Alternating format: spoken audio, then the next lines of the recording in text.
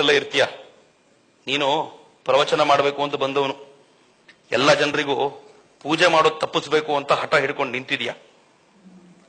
ರಾಮನ ಪೂಜೆ ಯಾಕೆ ಮಾಡ್ತಾರೆ ಅಂತ ಗೊತ್ತೇನು ನಿನ್ಗೆ?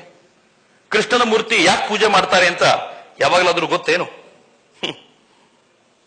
ಇದನ್ನ ಕಲ್ಲು ಅಂತ ಕರಿತೀರಿ, ಭಗವಂತನ ಮೂರ್ತಿನ ಕಲ್ಲು ಅಂತ ಕರಿತೀರಿ. ಮೂರ್ತಿ ಪೂಜೆ ಮಾಡಬಾರ್ದು, ಕಲ್ಲನ್ನು ಕಂಡ್ರೆ ಪೂಜೆ ಮಾಡಬಾರ್ದು ಅಂತ ನಮಗೆಲ್ಲ ಹೇಳ್ತೀರಿ. ನಿನಗೊಂದು ಪಾಠ ಹೇಳ್ತೀನಿ ನಾನು. ಹೋಗೋ, 6:45 ಆಗಿರ್ಬೇಕು, ಅವನು ಹೊರಡ್ಬೇಕು ಅಂತಾನೆ. ತಟ್ಟೆ ತಂದಿಡು. ಏನು ಇಷ್ಟ ಬೇಗ ಊಟ ಹಾಕ್ತೀರಾ? ಏನ್ ತಲೆ ಕೆಟ್ಟಿದ್ಯಪ್ಪ. ನಾನು ಊಟ ಹಾಕು ಅಂತಂದೇನ್ರಿ? ತಟ್ಟೆ ತಂದಿಡು ಅಂದೆ. ತಟ್ಟೆ ನೋಡಿದ ತಕ್ಷಣ ನಿನ್ಗ್ಯಾಕಪ್ಪ ಊಟ ನೆನಪಾಯ್ತು? ತಟ್ಟೆ ನೋಡಿದ್ರೆ ಊಟನೇ ಜ್ಞಾಪಕಕ್ಕೆ ಬರುತ್ತೆ. ಹಾಗೆ ಮೂರ್ತಿಯನ್ನ ಕಂಡಾಗ ಜನರಿಗೆ ಸಾಕ್ಷಾತ್ ರಾಮನ ನೆನಪಾಗತ್ತೆ.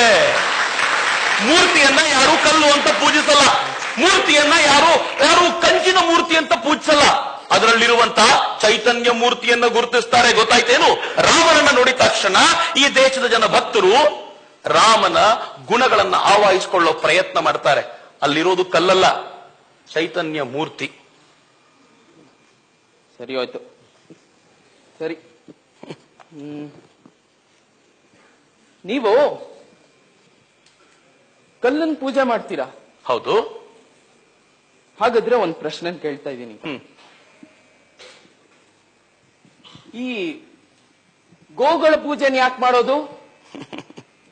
ನಿನಗೆ ಒಂದಾದ್ಮೇಲೆ ಒಂದು ಪ್ರಶ್ನೆಗಳು ಹುಟ್ಟುತ್ತಾ ಇವೆ. ಬಹಳ ಸಂತೋಷ. ಗೋವನ್ನ ಕರ್ಕೊಂಡ್ ಬಾ, ಅವನಿಗೆ ಹೇಳ್ತೀನಿ.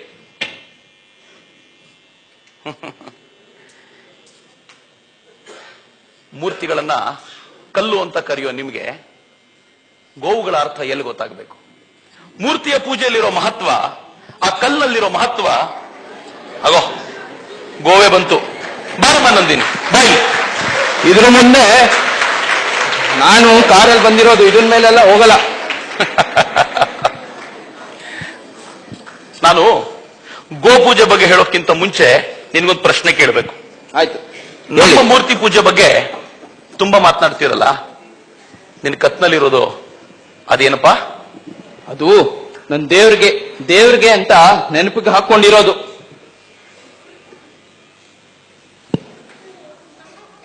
ಓಹ್, ಏನು ಗೊತ್ತೇನದು? ಯೇಸು ಕ್ರಿಸ್ತನನ್ನ ಶಿಲುಬೆಗೇರಿಸಿದ್ದು. ನೆನಪಿಗೆ ಬೇಕು ಅಂತ ಯಾವುದರಲ್ಲಿ ಯೇಸು ಕ್ರಿಸ್ತನನ್ನ ಕೊಂದ್ರೋ ಅದನ್ನೇ ಹಾಕೊಂಡು ತಿರುಗಾಡ್ತಿದ್ಯಾ. ಮತ್ ನಾವು ಚೈತನ್ಯ ಮೂರ್ತಿಯನ್ನ ಪೂಜೆ ಮಾಡಿದ್ರೆ ಅದ್ರ ಬಗ್ಗೆ ನೀನ್ ಅಬದ್ಧವಾದ ಮಾತುಗಳನ್ನ ಆಡ್ತೀಯ. ಮೂರ್ತಿ ಪೂಜೆ ಅಂತ ನಮಗ್ ಬೈತೀರಿ, ನೀವು ಮಾತ್ರ ಅದನ್ನೇ ಹಾಕೊಂಡು ತಿರುಗಾಡ್ತೀರಿ. ನಿಮ್ದು ಮೂರ್ತಿ ಪೂಜೆ ಅಲ್ವೇನೋ? ಅದೇಗಾಗತ್ತೆ? ನಾವು ಮೂರ್ತಿ ಇಲ್ಲದೆ ಸಾಧನೆ ಮಾಡಿದ್ದು ನಿಮ್ಗೆ ಯಾಕೆ ಆಗೋದಿಲ್ಲ? ಅದನ್ನೇ ಹೇಳಿದ್ನಲ್ಪ, ನೀವು ಮೂರ್ತಿ ಇಲ್ಲದೆ ಮಾಡ್ಲಿಕ್ಕೆ ಸಾಧ್ಯನೇ ಇಲ್ಲ ಅಂತ. ಯಾರು ಕೂಡ ಜಗತ್ನಲ್ಲಿ ಇದಿಲ್ಲದೆ ಮಾಡ್ಲಿಕ್ಕೆ ಆಗದೇ ಇಲ್ಲ. ಒಬ್ಬೊಬ್ಬರನ್ನು ಇಟ್ಕೊಂಡು ಪೂಜೆ ಮಾಡ್ತಿರ್ತಾರೆ. ಹೋಗ್ಲಿ ಬಿಡಿ, ಗೋವು ಬಂತು. ಈ ಗೋವಿನ ಕುರಿತಂತೆ ನಿಂಗೊಂದೆರಡು ಮಾತು ಹೇಳಬೇಕು. ಗೋವಿನ ಪೂಜೆ ಯಾಕೆ ಮಾಡ್ತೀಯಾ ಅಂತ ನಾವೆಲ್ಲರೂ ಕೇಳ್ತೀವಲ್ಲ. ಗೋವನ್ನ ಈ ದೇಶದಲ್ಲಿ ತಾಯಿ ಅಂತ ಭಾವಿಸ್ತಾರೆ. ಸುಮ್ಮನೆ ಒಂದು ಪ್ರಶ್ನೆ ನಿನಗೆ ಕೇಳ್ತೀನಿ. ನೀನು ಹುಟ್ಟದಾಗ್ಲಿಂದ ಎಷ್ಟು ವರ್ಷಗಳ ಕಾಲ ಅಮ್ಮನ ಹಾಲು ಕುಡಿದಿದ್ದೆ? 1-1.5 ವರ್ಷ ಇರಬಹುದು. ಈಗ ಅಮ್ಮನ ಹಾಲೇ ಕುಡಿತಿದ್ಯಾ? ಏನಂತ ಮಾತಾಡ್ತೀರಾ? ಬೇಜಾರು ಮಾಡ್ಕೊಳ್ಬೇಡಪ್ಪ, ನಿಮ್ದೆಲ್ಲರದು ವಿಚಾರಗಳೇ ಹಂಗೆ. ನೀವು ಏನ್ ಬೇಕಿದ್ರು ಪ್ರಶ್ನೆ ನಮ್ಮನ್ನು ಕೇಳ್ಬೋದು, ನಾವು ಕೋಪಿಸ್ಕೊಳ್ಬಾರ್ದು. ಆದ್ರೆ ನಾವೇನಾದ್ರೂ ಉಲ್ಟಾ ಒಂದು ಪ್ರಶ್ನೆ ಕೇಳಿದ್ರೆ ಕೋರ್ಟಿಗೆ ಹೋಗ್ಬೇಕು, ಕೇಸ್ ಹಾಕಬೇಕು ಅಂತ ಮಾತಾಡ್ತಾ ಇರ್ತೀರಾ. ಕೋಪಿಸ್ಕೊಳ್ಬೇಡ, ಉತ್ತರ ಕೊಡು. ನೀವು ಅಮ್ಮನ ಹಾಲು ಬಿಟ್ಟ ಮೇಲೆ ಯಾವ ಹಾಲು ಕುಡಿದ್ಯಪ್ಪ? ನಂದಿನಿ ಹಾಲು ಕುಡಿಯೋದು. ಓಹೋ, ನನಗೂ ಗೊತ್ತಿಲ್ಲ. ಮಾರ್ಕೆಟ್ ಅಲ್ಲಿ ನಂದಿನಿ ಅಂತ ನಾಯಿದೋ ಹಂದಿದೋ ಹಾಲು ಬಂದ್ಬಿಟ್ಟಿದ್ಯಾ? ಇಲ್ಲ ರೀ, ಅದು ಹಸುವಿನ ಹಾಲು. ಈಗ ಏನಪ್ಪ, ನಂದಿನಿ ಅನ್ನೋ ಹಸುವಿನ ಹಾಲನ್ನ ಅಮ್ಮನ ಹಾಲು ಬಿಟ್ಟ ಮೇಲೆ ಕುಡಿದಿರೋ ನಿನಗೆ ಹಸು ತಾಯಿನೋ ನಾಯಿ ಮತ್ತು ಹಂದಿ ತಾಯಿನೋ ಹೇಳು? ಈ ಲಾಜಿಕ್ ನಲ್ಲಿ ಹಸುನೇ ತಾಯಿ ಆಗ್ತಾಳೆ. ಅದಕ್ಕೆ ನಾವು ಇದನ್ನ ಗೋಮಾತೆ ಅಂತ ಕರೆದು ಪೂಜಿಸೋದು. ಅರ್ಥ ಆಯ್ತೇನು? ನಾವು ಈ ಗೋಮಾತೆಯನ್ನ ಅತ್ಯಂತ ಪ್ರೀತಿಯಿಂದ ಪೂಜಿಸ್ತೀವಿ, ಭಕ್ತಿಯಿಂದ ನೋಡ್ಕೊಳ್ತೀವಿ. ಯಾಕೆಂದ್ರೆ ಅದರ ಮೇಲಿರೋ ಗೌರವ ನಮಗಂಥದ್ದು. ನೀವಾದ್ರೂ ಅದನ್ನ ಮಾಂಸಕ್ಕೆ ಅಂತ ಬಳಸ್ತೀರಿ.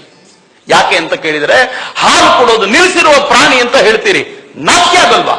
ಮನೆಯಲ್ಲಿ ಅಮ್ಮ ಅಪ್ಪ ಕೆಲಸ ಮಾಡ್ಲಿಕ್ಕೆ ಆಗಲ್ಲ ಅಂತಂದ್ರೆ ಕಟುದಿನಿ ಕೊಟ್ಟು ಕೊಳ್ತೀವೇನ್ರಿ? ಆದ್ರೆ ಪ್ರೀತಿಯಿಂದ ನಮ್ಮನ್ನು ನೋಡ್ಕೊಂಡಿರುವಂತ, ಯಾರಿಗೂ ಯಾವತ್ತು ತೊಂದರೆ ಮಾಡದೇ ಇರುವಂತ ಗೋವನ್ನು ಕೊಲ್ಲಬೇಕು ಅಂತ ಹೇಳ್ತಿರಲ್ಲ, ಸರಿನಾ ಇದು? ನಿಮ್ದು ಅದೇನ್ ಪ್ರಶ್ನೆಗಳಿಗೆ ಉತ್ತರ ಅಂತ ಕೊಡ್ತಿರೋ ನಂಗಂತೂ ಅರ್ಥ ಆಗ್ತಾ ಇಲ್ಲ.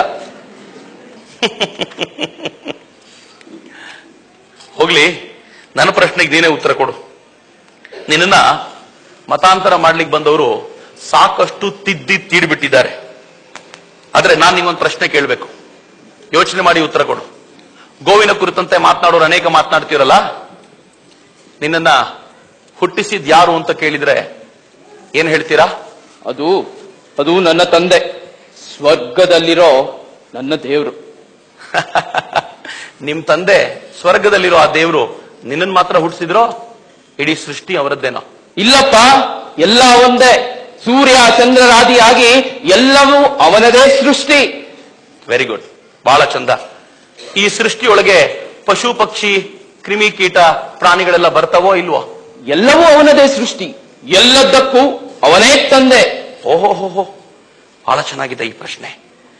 ನಿನ್ನನ್ನು ಅದೇ ತಂದೆ ಹುಟ್ಟಿಸಿದ, ಅಲ್ಲಿ ಓಡಾಡ್ತಿರೋ ನಾಯಿನೂ ಅದೇ ತಂದೆ ಹುಟ್ಟಿಸಿದ ಅಂದ್ಮೇಲೆ ಇಬ್ರು ಅಣ್ಣ ತಮ್ಮಂದ್ರೆ ಆದ್ರ ಅಂತ ಸುಮ್ಮನೆ ಹೇಳಿದೆ ಅಷ್ಟೇ. ಭಾರತದಲ್ಲಿ ಹಿಂದೂ ಧರ್ಮದಲ್ಲಿ ಭಗವಂತನ ಸೃಷ್ಟಿ ಯಾವ್ಯಾವ್ದಿದೆಯೋ ಅದನ್ನ ಅತ್ಯಂತ ಗೌರವದಿಂದ ಶ್ರೇಷ್ಠ ಭಾವದಿಂದ ಕಾಣುವಂತ ಶ್ರೇಷ್ಠ ಪರಂಪರೆ ನಮ್ದು. ಅಂತ ಸನಾತನವಾದ ಹಿಂದೂ ಧರ್ಮಕ್ಕೆ ಸೇರಿದವರು ನಾವು. ಗೊತ್ತಿದೆಯೋ ನಿನಗೆ? ನಮ್ಮ ಪೂರ್ವಜರು, ನಮ್ಮ ಋಷಿಗಳು ಎಂತ ಪ್ರಾರ್ಥನೆ ಮಾಡಿದ್ರು ಅಂತಂದ್ರೆ, ಆ ಪ್ರಾರ್ಥನೆ ಎಷ್ಟು ಸುಂದರವಾಗಿತ್ತು ಅಂದ್ರೆ, ಸರ್ವೇ ಭವಂತು ಸುಖಿನಃ ಸರ್ವೇ ಸಂತು ನಿರಾಮಯ ಅಂತ ಹೇಳ್ಬೇಕಾದ್ರೆ ಅವ್ರು ಯಾವುದೋ ಒಂದು ಊರಿನ ಒಂದು ಜನಾಂಗದ ಒಂದು ಜಾತಿಯ ಜನರ ಬಗ್ಗೆ ಮಾತಾಡಲಿಲ್ಲ. ಜಗತ್ತಿನ ಎಲ್ಲರೂ ಚೆನ್ನಾಗಿರ್ಲಿ ಅಂತ ಹೇಳಿದ್ರು. ಆ ಎಲ್ಲರಲ್ಲಿ ನೀನು ಬಂದ್ರಿ, ನಿಮ್ಮವರು ಬಂದ್ರಿ, ಗೊತ್ತಿರ್ಲಿ. ಈ ಮನುಷ್ಯ ಹೇಳ್ತಿರೋದು ಯಾಕೋ ಸರಿ ಅನಿಸ್ತಿದೆ. ನಾವು ಈ ಅಮ್ಮ ಅಪ್ಪನ್ನೇ ಸರಿಯಾಗಿ ನೋಡ್ಕೊಳ್ಳಲ್ಲ, ಇನ್ನ ಈ ಗೋಪೂಜೆ ಮಾಡೋದು ಹೌದಾ? ನಾವ್ ಎಷ್ಟು ಹಾಳಾಗಿ ಹೋಗಿದೀವಲ್ಲ. ಹೌದು, ಈ ವ್ಯಕ್ತಿ ಬುದ್ಧಿವಂತ ಅಂತ ಅನಿಸ್ತಾನೆ. ನನ್ನ ಎಲ್ಲ ಅನುಮಾನಗಳನ್ನ ಇವನ ಹತ್ರ ಪರಿಹರಿಸ್ಬೋದಲ್ವಾ? ಇವನೇ ಪರಿಹರಿಸ್ಬೋದು.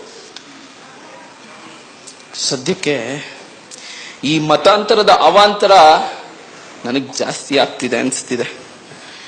ಈ ಶಿಲ್ಪೇನು ಯಾಕೋ ಹೊರೆ ಆಗ್ತಿದೆ.